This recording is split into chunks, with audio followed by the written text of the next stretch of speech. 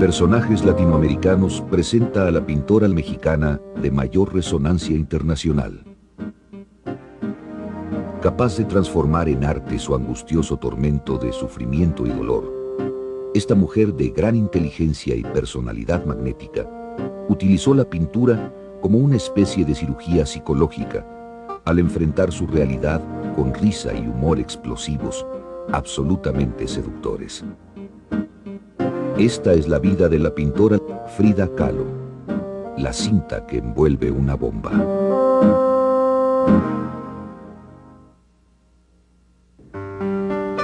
Mis cuadros son como las fotografías de mi padre para ilustrar calendarios, con la única diferencia de que yo pinto los calendarios que se encuentran dentro de mi cabeza, en lugar de representar la realidad exterior. Ella era inteligente en el manejo total de su vida.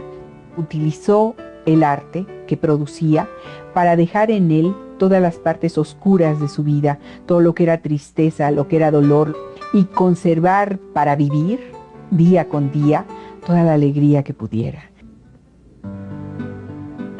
The most painful and the bloodiest of Frida Kahlo's paintings came when Diego Rivera, her husband, was betraying her or abandoning her. If you look at all of her paintings, you can almost see she makes a kind of chronology of her marriage. The whole story of her marriage is told in the paint. Sus autorretratos son estos personajes que son ella misma, con quien ella puede dialogar. Es el confidente fidedigno, es el que nunca va a revelar nada que tú no quieres, ni nunca se va a alejar de ti. El sondeo interior de Frida Kahlo produjo a lo largo de su trayectoria una auténtica biografía pictórica centrada en el dolor. Y esto es un fenómeno que tiene unas características que podríamos denominar extraordinariamente femeninas.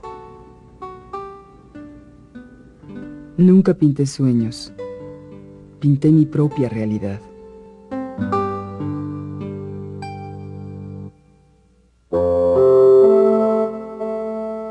Magdalena Carmen Frida Kahlo y Calderón nació el 6 de julio de 1907 en Coyoacán, un pueblo situado a las afueras de la gran capital mexicana. Su padre, Guillermo Kahlo, era un reconocido fotógrafo de origen alemán, quien después de haber enviudado y con 2 hijas pequeñas, se apresuró a contraer matrimonio con la madre de Frida, Matilde Calderón. De este segundo matrimonio nacieron 4 mujercitas más: Matilde, Adriana, Cristina y Frida. La familia Kahlo contaba con una posición económica bastante acomodada. Guillermo Kahlo era un fotógrafo contratado por el gobierno del dictador Porfirio Díaz.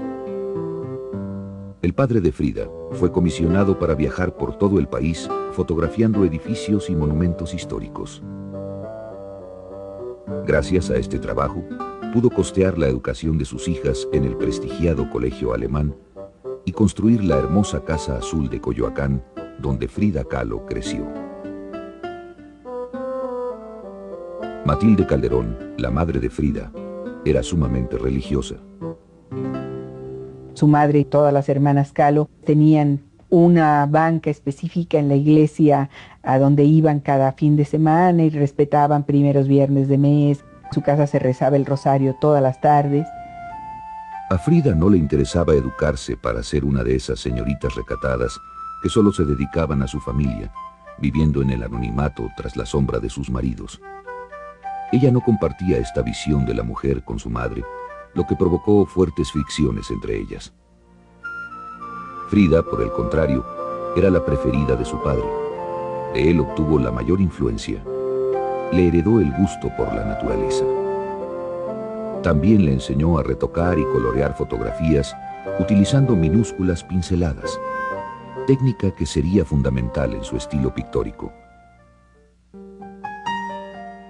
El calvario físico de Frida comenzó a los 6 años, cuando cayó en cama 9 meses víctima de poliomielitis. La pierna derecha le quedó más delgada y la ocultaba empalmando 3 o 4 calcetines. When she'd go out in Coyoacán, other children called her Frida Kahlo, Pata de Palo, which must have been very shaming. I mean, no young child likes to be called names or be different. Esta experiencia la convirtió en una niña insegura y con una gran necesidad de afecto. Su padre trató siempre de darle el estímulo y la atención que necesitaba. Incluso cuando a los 15 años decidió que quería estudiar medicina, la apoyó para que ingresara a la Escuela Nacional Preparatoria en la Ciudad de México, donde estaba floreciendo la nación moderna. Después de la caída de Porfirio Díaz en 1911, se desató la Revolución Mexicana. En 1922, para los que no sabían leer, el nuevo gobierno se dio a la tarea de llevar al pueblo, a través de la pintura en muros públicos, imágenes que glorificaran la historia y cultura de México. Uno de estos muros sería encargado al ya famoso pintor mexicano Diego Rivera, quien pintaría un mural a sueldo de albañil en el auditorio de la preparatoria a la que recién ingresaba Frida. Fue ahí donde vio a Rivera por primera vez. Frida solía meterse a escondidas al auditorio donde Diego trabajaba y se sentaba horas a observarlo pintar. Durante su período en la preparatoria, Frida hizo amistades entrañables, especialmente sus amigos los Cachuchas, un grupo formado por 7 hombres y 2 mujeres que se distinguían por sus travesuras y su inteligencia. Uno de sus pasatiempos preferidos era juntarse en la biblioteca iberoamericana, donde leían de todo. Además de los Cachuchas, la preparatoria ofrecía a Frida una atracción muy particular: Diego Rivera. Y no era solamente su pintura lo que la atraía, el hombre en sí la cautivó. Frida was one day with a group of her girlfriends, and she told them that her ambition in life was to have a child with Diego Rivera, and she said, and I'm going to tell him so one day. And her friends were horrified because Diego was enormous and old and fat and ugly, and they told Frida he's too disgusting. And she said, that's all right, I'll bathe him and I'll wash him. A pesar de la fascinación de Frida por Rivera, en el verano de 1923, inició un noviazgo con Alejandro Gómez Arias, un apuesto y brillante muchacho, jefe de los Cachuchas. La intensa relación se prolongó por 4 años, en los que Frida, de niña, pasó a convertirse en una sensual mujer. Desde muy chica era muy adelantada y muy liberada.